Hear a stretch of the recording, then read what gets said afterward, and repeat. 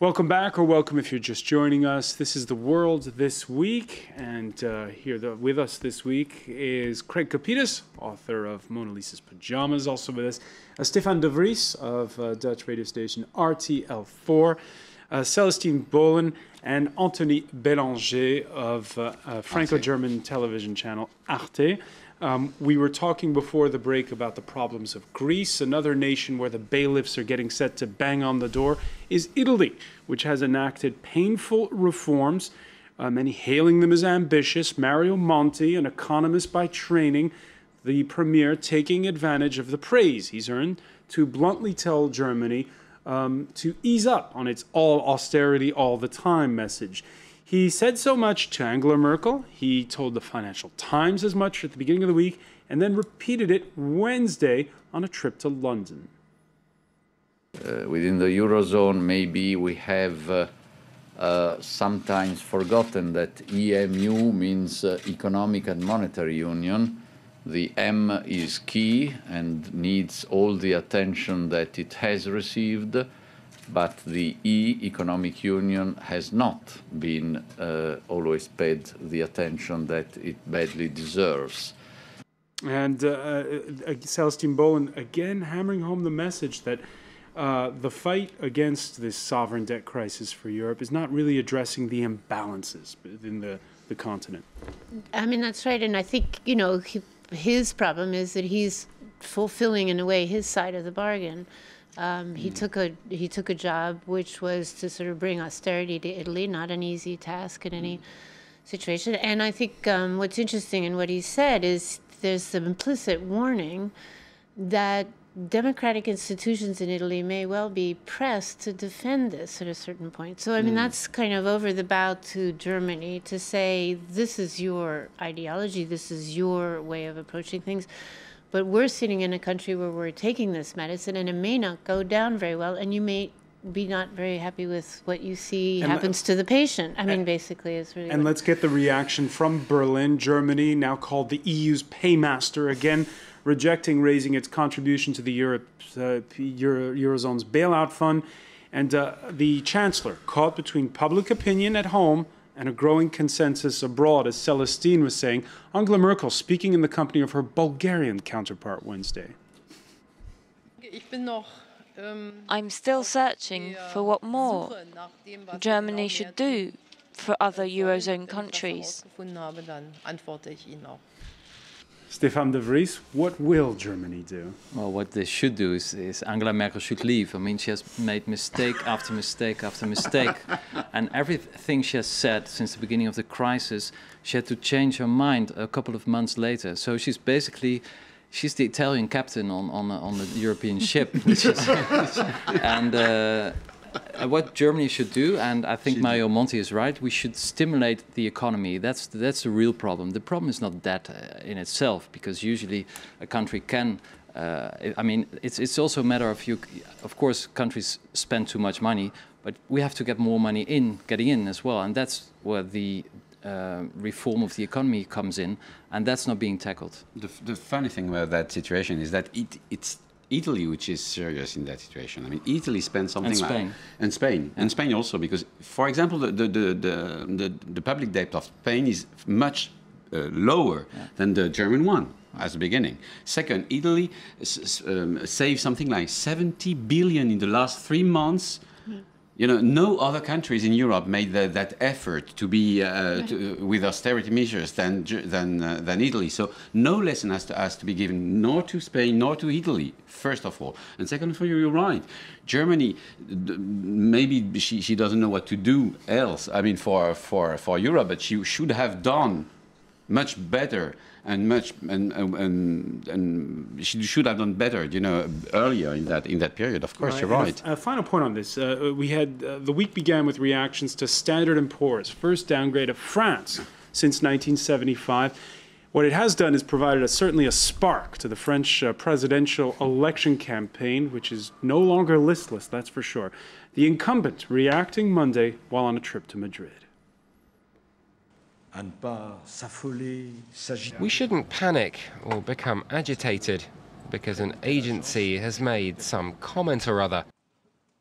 These comments must be taken into account, but we mustn't overreact. Craig Capitis, is Nicolas Sarkozy right, or the French overreacting to the downgrade? They're overreacting big time. Remember, these ratings companies were the ones who wrote the script for the original meltdown. And what's going on right now, these companies who were discredited at the time because their ratings were all wrong, because they couldn't read anything right, are now involved in a self-serving operation to justify their existence. Personally, I find it shameful. However, the markets still want to believe what the ratings companies say. Go back to when the crisis started. The ratings companies said everything was fine. At the World Economic Forum for years preceding it, I would sit in meetings with them. Everything's fine, despite experts coming in and saying, they're not fine. There's a bubble in this, there's a housing bubble there. So now they emerge back on the scene. You know, the ratings company says, oh, France, you're losing a point. And everyone goes, ah! Okay? I think we're back aboard that ship. You know? Which captain is this time? Well, you know, a lot of people don't like to agree with Mr. Sarkozy, but I think in this instance, he didn't go far enough. You have to come out and call these ratings companies what they are. They are proselytizers for the market, and a lot of what they put out is propaganda. And if anyone wants proof of this, just go back to see what they were saying, that everything was hunky-dory back when the crash started. But they need to exist. Ratings companies need to exist to keep the market flowing, to keep accurate information and data. Stéphane de Vries, this has raised the issue once again this week of a public European rating agencies. Do you think that's going to see the day sooner than later? Well, it might see the day, but then the real question is, like Greg already said, it's who are going to believe them? If the markets still believe in the ratings agency... But if it's a public company, European-based, will that change things? I don't see why, because the rating agencies are already paid by a lot of national governments. It's a tough question. It's very difficult. You ask a really tough question there, Francois, and you know, I think if anyone here at this table has the answer, these are the same people who say, you know, I don't get drunk on champagne. You know, No, I would add just one thing, is that there is a political question behind it. Because it's Mr. Sarkozy himself who made important the famous AAA. I mean, nobody was bothering about it. A year ago, nobody knew what was a AAA in France or elsewhere. So you cannot now say that it's not that important, while he was saying exactly the contrary, something like 3 months ago. He said that it was a treasure for the French nation. And also, I mean, the fact was that in the United States in August, it lost its AAA by one of the agencies, and you know, I really don't think anybody paid any attention because it was deliberately downplayed. It was the reverse. I mean, I'm not saying that justifies what they do, but I think that the politicians should be careful not to set themselves up. But you have to understand, you know, you're right, Sel. I think you're right. But you have to understand what a ratings agency actually does, how it operates, and how it interfaces and feeds off of the market. There is a symbiotic relationship there, which you can see how goofed up it can be. Which shows how stupid can be the market sometimes. That's right. Well, yeah, but you know, and that's why they don't like to call the other one stupid, because it's the reflection of themselves. I want to move on and broach what's been a solemn issue in Turkey. Many praise the country as a model for the Arab Spring. But what are the limits of civil liberties there? In a nation where more than 70 journalists remain behind bars on various charges, thousands and thousands turned out Thursday for the 5th anniversary of the slaying of Hrant Dink, a leading figure of Turkey's tiny Armenian community. He was shot in broad daylight outside the offices of his bilingual weekly newspaper, Agos. He advocated reconciliation, and amid accusations that authorities failed to act on credible evidence, that they think credible evidence was afoot of a plot, protesters were chanting, "We are all Armenians." They protested this week's decision by a Turkish court to convict only the gunman and to acquit 12 others. When I look back upon the last 5 years, I can say this has been a waste of time. with regards to justice and democracy, because they couldn't carry out a credible judiciary process. Anthony Bélanger, what does this say about Turkey's democracy? Well, I'm one of the biggest defender of the AKP, you know, as a model for the Arabic world. But I must say that also, you're right. Also, mainly Kurds journalists are behind bars right now, and they're paying the price for an untold story, which is that first, Turkey is a nationalist country which doesn't want to deal with the Kurds, and second, that Turkey doesn't want to deal with its past also, which is the Armenian genocide. Well, there were no more than 10,000 people in demonstrating right now. I mean, this in Istanbul right now. So it's not that big, you know. It's never forget that it's a 17 million countries.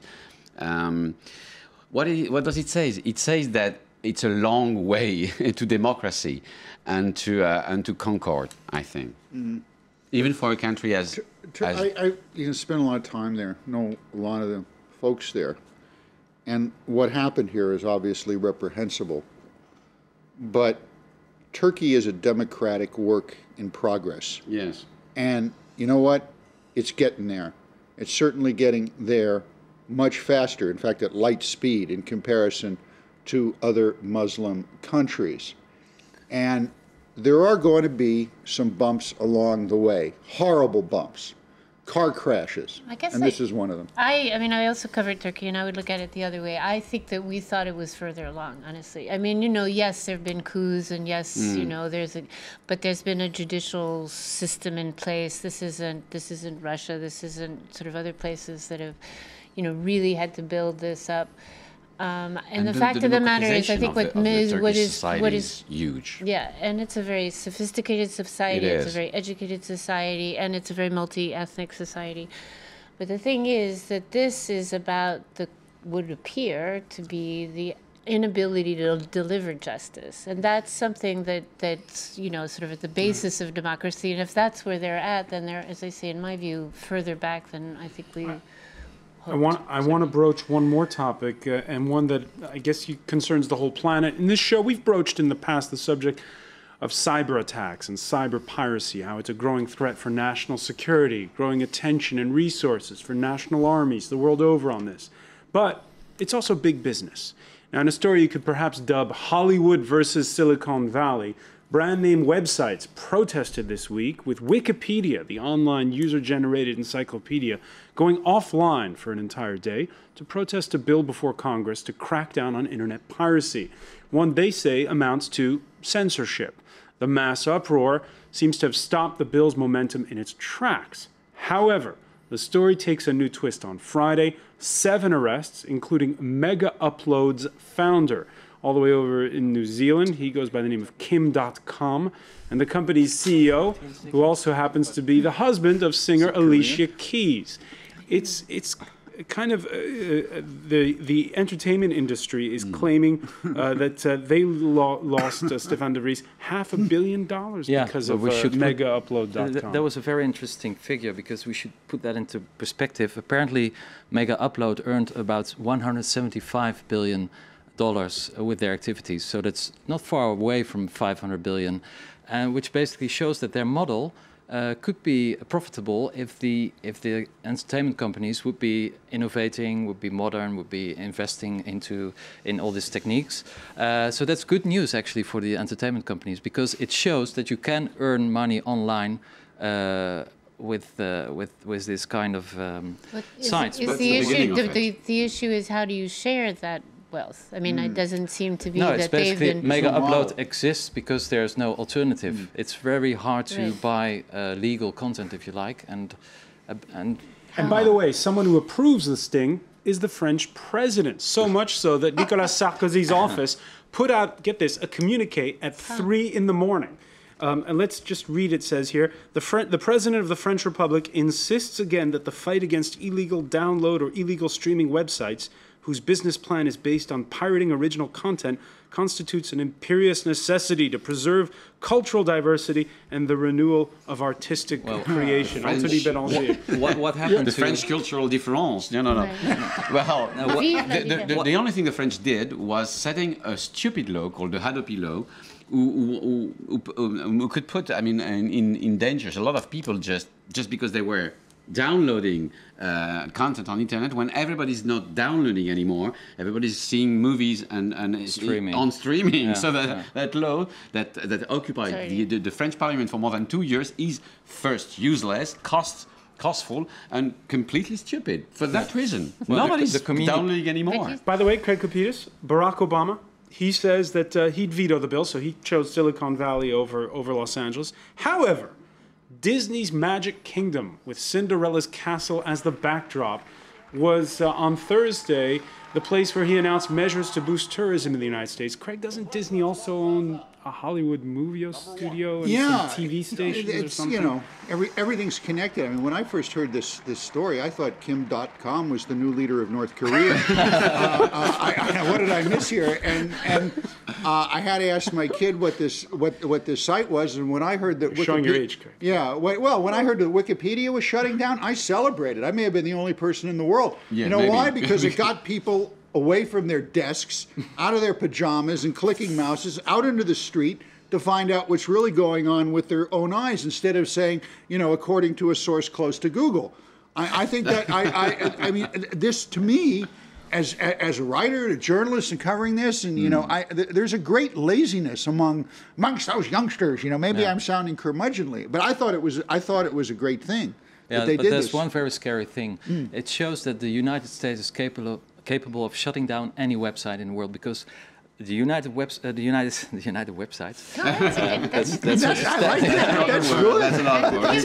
Tom is the president. The United States is the one who is in charge of all the DNS addresses in the world, which is basically what is behind when you type in www. So it shows the power of the web and the power of the U.S. on all this. The U.S. is in charge, and that's very scary. We're going to have to leave it there. Stéphane de Vries, I want to thank you. Anthony Bélanger, Celestine Bowen, and Craig Capitas, thank you for being with us here for The World This Week.